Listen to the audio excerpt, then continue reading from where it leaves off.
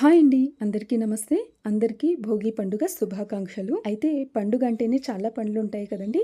So, నేను మా చెల్లి ఇంట్లో బయట క్లీన్ చేసి తడిబట్ట పెట్టేశాము. మా అమ్మ నీళ్ళల్లో ఆవు పేడ కలిపి బయట కల్లాపి చల్లి చెరుకు గడలు మాత్రమే వేసి ముగ్గు నన్ను వేయమని చెప్పింది.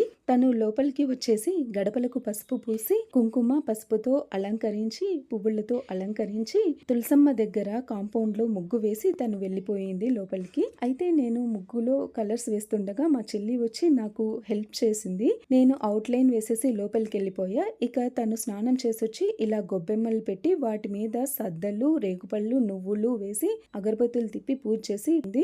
అయితే మా ఇంట్లో మందారం మొక్కలు కొన్ని పువ్వులు పూచాయి. వాటిని ఫొటోస్ తీద్దామని వచ్చి చూసేసరికి లేవు. మా అమ్మనో మా చెల్లో తెంపి మా నాన్నకు పూజలో వాడుకోమని ఇచ్చేసినట్టున్నారు. సో ఆ 2 రకాల మొక్కల్ని మాత్రమే క్యాప్చర్ చేయగలిగాను. లోపలికి వచ్చి చూడగా మా నాన్న ఆ పువ్వులతో భగవంతుణ్ణి అలంకరించి దీపారాధన చేసి టెంకాయ కొట్టి నైవేద్యం పెట్టేసి తన పూజ కంప్లీట్ చేసుకున్నాడు. ఇంతకు నా ముగ్గు నచ్చితే లైక్ చేయండి. భోగి పండుగ రోజు మా ఇంట్లో స్పెషల్స్ సద్దరొట్టె, గుమ్మడికాయ కూర, పులగము, పల్లీల చట్నీ ఉంటుంది ఎప్పుడు. బట్ ఇవాళ మా అమ్మ కలగూరు గంప కూర కూడా చేసింది. మీ ఇంట్లో స్పెషల్స్ ఏంటో కామెంట్స్ లో తెలియచేయండి. Thank you.